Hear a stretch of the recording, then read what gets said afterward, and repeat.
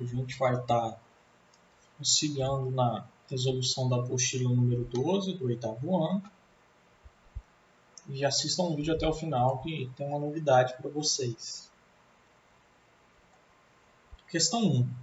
A turma do 8º ano B é composta por 45 estudantes entre garotas e garotos. Como podemos representar essa situação através de uma equação? Aí está pedindo para marcar a resposta correta, a gente só tem duas alternativas. Olha só, a turma é composta entre garotas e garotos, são 45 estudantes. Então eu tenho que somar, né, a quantidade de garotas e garotos. Um vai ser representado por x, o outro por y. Então, basta falar aqui, vocês vão ter que somar, né, já dá para saber qual que é a alternativa correta. Bem simples essa questão. Questão 2. Observe a equação 4x mais 2y igual a 6. Verifique quais pares ordenados são soluções dessa equação. Então, eu vou fazer o teste só com a primeira, só para mostrar para vocês como funciona, e vocês fazem com as outras questões. Por exemplo, sempre que eu falo em par ordenado, o primeiro número é o valor de x e o segundo número é o valor de y, beleza? Então, vamos substituir dentro dessa equação. Nesse primeiro exemplo, eu não tenho 4x, então é 4 vezes 1, que é o meu valor de x. Ok? Mais y também não vale 1, então vai ser 2 vezes 1, que é igual a 6, né? Estou só repetindo aqui da equação de cima, beleza?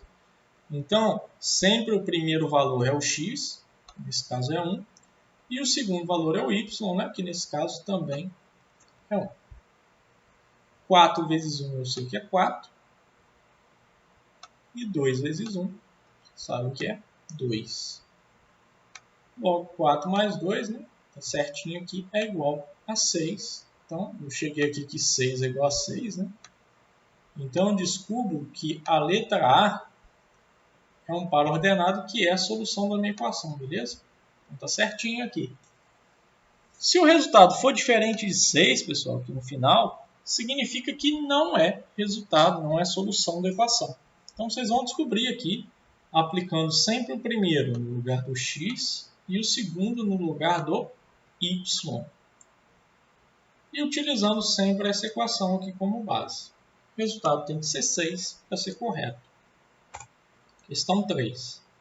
Determine 3 pares ordenados que serão soluções da equação 4x mais 2y igual a 2. Então, como a gente já viu na questão anterior, tem várias formas da gente resolver, né, essas equações com duas incógnitas, no caso x e y, e aí ele quer 3 pares ordenados que vão ser soluções para essa equação. Eu vou pegar essa equação, 4x mais 2y igual a 12.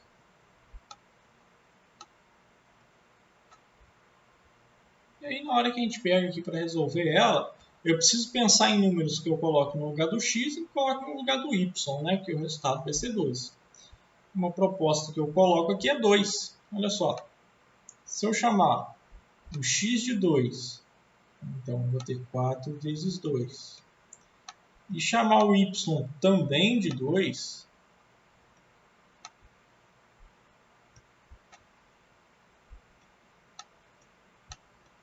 o meu resultado vai ser 12. Vamos conferir aqui. Por quê? 4 vezes 2, nesse caso aqui, vai ser 8.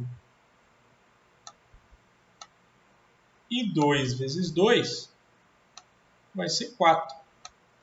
E aí, quando eu somar, né, 8 mais 4, eu vou ter 12. Como aqui o resultado também é 12, né, então está tudo certinho. Significa que o par, lembrando que é primeiro o x, né, que é 2, e o y também é 2, então o par 2 e 2 resolve a minha equação. Mas eu quero aqui 3 pares ordenados. Então vão ter outros números que também vão ser solução dessa equação. Eu quero que vocês descubram para mim, tá? Então vocês precisam achar mais 2 pares aqui com x e y para poder resolver a questão 3. Eu facilitei para vocês e mostrei um par ordenado. Questão 4. Na equação x menos 4y é igual a 2, expressando x em função de y, obtém-se.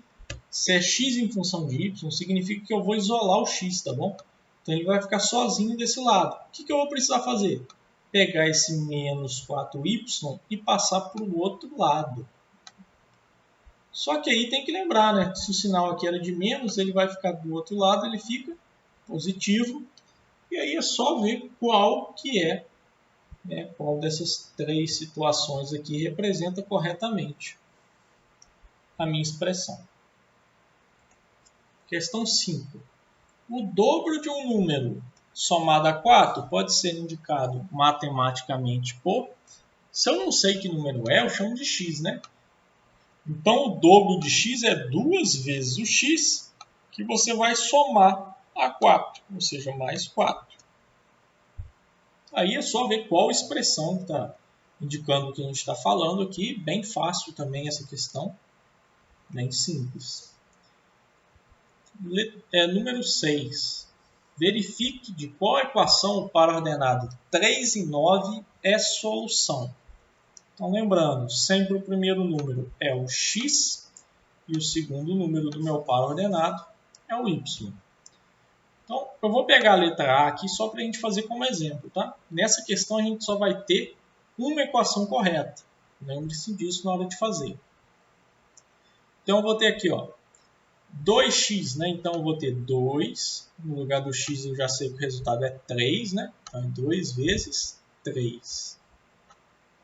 E no lugar do y, como fala meu par ordenado, vai ser agora 3 vezes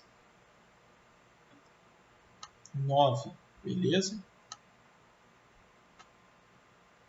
Aqui na letra A está falando que é igual a 30, então a gente vai conferir se está certo ou não, né? Se realmente é igual a 30. 2 vezes 3 vai ser 6.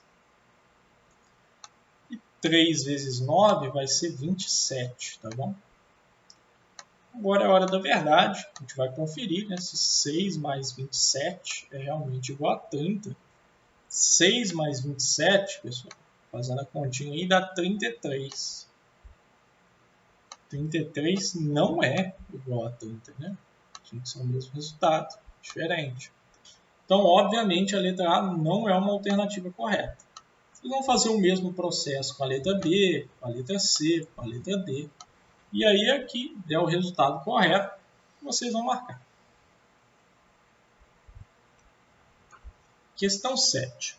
Maria começou a trabalhar numa loja de venda de sapatos e receberá mensalmente um salário de R$1.000 mais uma comissão de R$3 por par de sapato vendido. Ao assinar o contrato de trabalho, percebeu que o salário está escrito da seguinte forma: o salário mensal é igual a 1.000 mais o produto de 3 pela quantidade de sapatos vendidos. Escreva em linguagem matemática uma equação que pode representar o valor do salário mensal de Maria para qualquer quantidade de pares de sapatos que ela venda no mês. Isso aqui é um modelo que a gente vai ver muito ainda, que é o chamado função afim. E o que é uma função afim? Na função afim, eu tenho dois valores importantes, tá? Quais são esses valores importantes? Eu tenho um valor fixo e outro que é variável. O que é um valor fixo? É que, independente da situação, no caso do salário dela, ela recebe todo mês, que é o salário mensal. Se o salário mensal, né, ele começa com R$1.000 sempre, então esse é um valor fixo, que não depende de nada. Por isso eu vou colocar na minha equação aqui 1.000. Porém, eu tenho um valor, que é a comissão, que ele vai ser somado ao salário, né? Por isso eu vou colocar mais aqui. Mas ele depende da quantidade de pares de sapatos vendidos. Essa quantidade é uma variável, né, que eu chamo de x. Por quê? Em um determinado mês ela pode vender 20 sapatos, em outro mês ela vender 50, em outro 100. Pode mudar de acordo com a situação. Como é um valor variável, por isso que eu chamo ele de x. Mas o valor que ela recebe por cada par de sapato já está estipulado aí no contrato de trabalho dela. É R$3. Se eu recebo 3 para cada quantidade x, então 3 vezes x, né? Todo mundo sabe, é 3x. Então, essa equação pode representar o valor do salário que ela recebe aí todo mês, tá bom? Essa questão estou dando de bandeja aí para vocês. A gente está começando a olhar um pouquinho de função esse ano. Ano que vem a gente vai poder abordar isso, principalmente se a gente tiver oportunidade de ter aulas presenciais, de ir mais a fundo.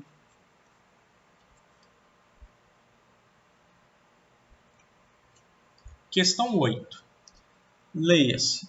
Associe as equações y igual a 2x mais 1 e y igual a menos 2x mais 1 às suas respectivas representações no plano cartesiano. Associe as equações aos seus respectivos gráficos. Então ele quer saber de qual equação, né, está sendo a representação desses gráficos. A gente tem duas equações diferentes. E aí eu vou dar uma dica bem simples, tá?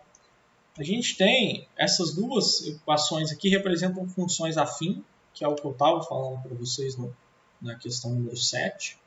O primeiro valor dessa função afim, que é o valor variável nesse caso aqui, a gente chama ele de A, tá bom? E esse coeficiente A é determinante para entender qual é cada gráfico aqui. É só ele que você vai precisar olhar. Quando o coeficiente A é um número positivo, ou seja, nesse caso aqui é um 2 que está do lado do meu x, significa que a minha função está crescendo. Então, você vai ver sempre a função indo para cima.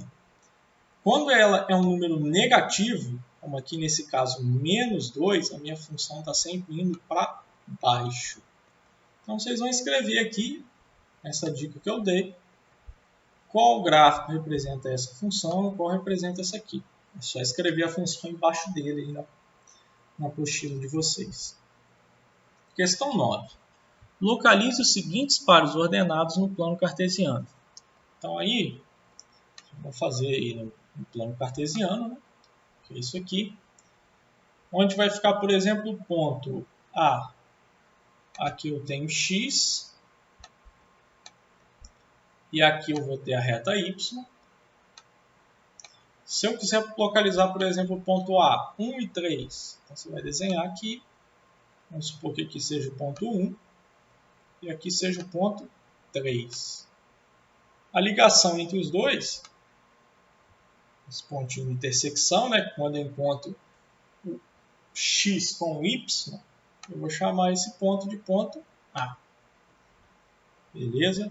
Então, por exemplo, se o ponto aqui B ele está em 2 em x e 1 em y, posso falar que o encontro desses pontos está bem aqui. Então, ele aqui é o meu ponto B. Aí ele está perguntando se a gente pode traçar uma reta pelos pontos que foram aí localizados no plano cartesiano. Vocês só vão perceber isso quando fizerem um desenho, tá? Depois que desenharem todos os pontos, vocês vão tentar traçar uma reta entre eles. Mas aí tem que passar pelo A, pelo B, pelo C, pelo D, pelo E. E o ideal é que vocês façam isso utilizando régua, tá? Para as medidas ficarem iguais entre os pontos. Senão realmente não vai dar para traçar reta nenhuma. Então utilize a régua aí na hora que forem fazer.